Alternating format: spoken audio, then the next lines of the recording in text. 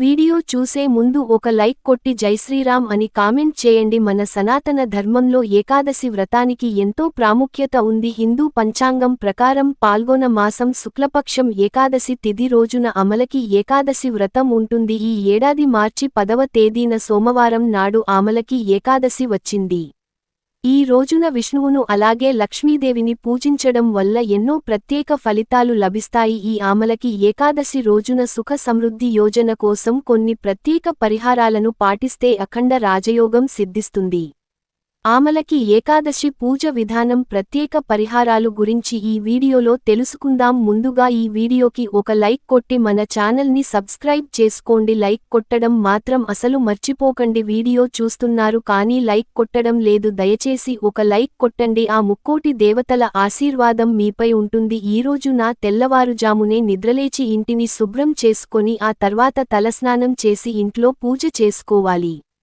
ఏకాదశి రోజున పూజలు చేసేవారు పసుపు రంగు దుస్తులను ధరించాలి. దేవుని పటాలను పసుపు రాసి కుంకుమ బొట్లు పెట్టి పూలతో దేవుని పటాలను అలంకరించాలి. విష్ణు దేవునికి పసుపు రంగు అంటే చాలా ఇష్టమైన రంగు కాబట్టి ఈ ఏకాదశి రోజున పూజ చేసేటప్పుడు చామంతి పూలతో దేవుడిని పూజిస్తే చాలా మంచిది. పూజ గదిలో ఒక దీపం వెలిగించి బెల్లంతో తయారు చేసిన పరమాన్నాన్ని దేవునికి నైవేద్యంగా సమర్పించాలి, లేదా ఒక చిన్న బెల్లం ముక్క నేను నైవేద్యంగా సమర్పించండి.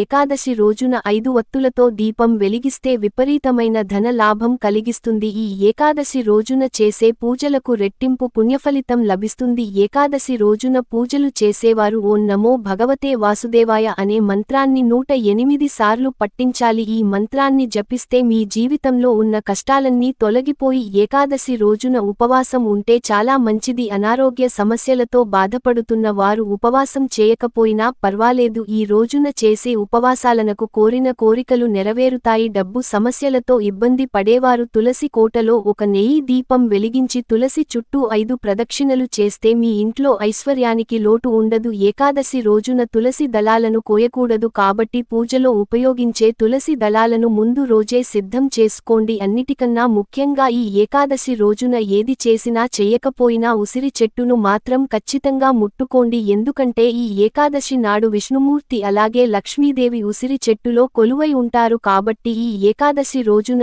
ఎవరైతే ఉసిరి చెట్టును ముట్టుకుంటారో అలాంటి వారికి జన్మజన్మల అదృష్టం కలిసి వస్తుంది. ఆమలకి ఏకాదశి రోజున ఉసిరి చెట్టును పూజిస్తే అత్యంత శుభప్రదం. దీనివల్ల మీ జీవితంలో సానుకూల శక్తి ప్రసరిస్తుంది. ఏకాదశి రోజున ఉసిరి చెట్టుకు నీరు పోసి ఉసిరి చెట్టును పూజిస్తే విపరీతమైన ధన లాభం కలుగుతుంది. ముఖ్యంగా ఈ ఏకాదశి రోజు ఉసిరికాయను దానం చేస్తే చాలా మంచిది. ఇలా చేయడం వల్ల ఆ గ్రహదోషాల నుండి విముక్తి లభిస్తుంది.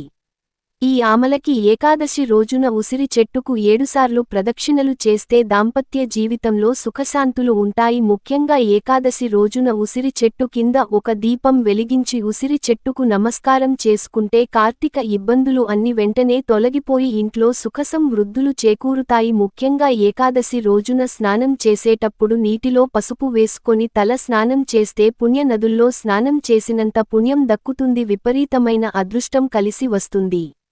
ఈ పవిత్రమైన ఏకాదశి రోజున పెళ్లైన ఆడవారు తప్పకుండా తలస్నానం చేయాలి. ఏకాదశి రోజున ఎవరైతే ఇంట్లో పూజ చేసుకుంటారో అలాంటి వారికి అఖండ రాజయోగం ప్రాప్తిస్తుంది.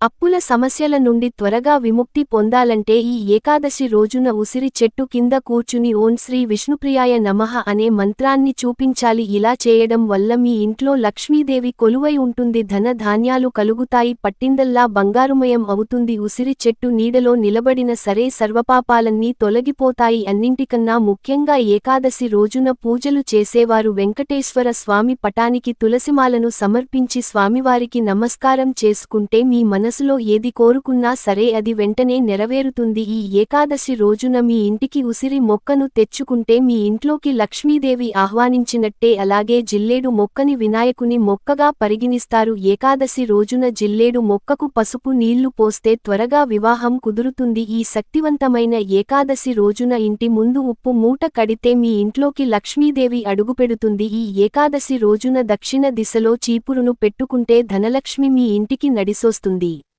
ముఖ్యంగా ఏకాదశి నాడు మాంసాహారం ఉల్లిపాయ అలాగే వెల్లుల్లి వంటి ఆహార పదార్థాలను తినకూడదు. ఏకాదశి రోజున మధ్యాహ్నం సమయంలో నిద్రపోకూడదు. ఏకాదశి రోజున ఎవరికి డబ్బు ఇవ్వకూడదు. నలుపు రంగు బట్టలను అసలు ధరించకూడదు. నలుపు రంగు వస్త్రాలు ధరిస్తే దరిద్రం వెంటాడుతుంది. ఏకాదశి రోజున సాయంత్రం సమయంలో భూమి పైన లక్ష్మీదేవి సంచరిస్తూ ఉంటుందట కాబట్టి ఏకాదశి రోజున సాయంత్రం సమయంలో ఇంటి గుమ్మం ముందు 2 దీపాలు వెలిగించండి. మీ ఇంట్లోకి లక్ష్మీదేవి అడుగు పెడుతుంది. మీ ఇల్లంతా అష్టైశ్వర్యాలతో నిండిపోతుంది. ఈ ఏకాదశి రోజున ఆడవాళ్లు కంటతడి పెట్టకూడదు. ఆడవాళ్లు కంటతడి పెట్టిన ఇంట్లో లక్ష్మీదేవి అసలు ఉండదు. ఏకాదశి రోజున పేదలకు దానం చేస్తే చాలా మంచిది. ముఖ్యంగా నువ్వులను దానం చేస్తే లక్ష్మీదేవి అనుగ్రహం సులభంగా లభిస్తుంది. అలాగే బెల్లం దానం చేస్తే మీ జీవితంలో ఉన్న బాధలన్నీ తొలగిపోతాయి. ఈ వీడియో నచ్చితే లైక్ చేసి మా ఛానల్ని సబ్స్క్రైబ్ చేసుకోండి.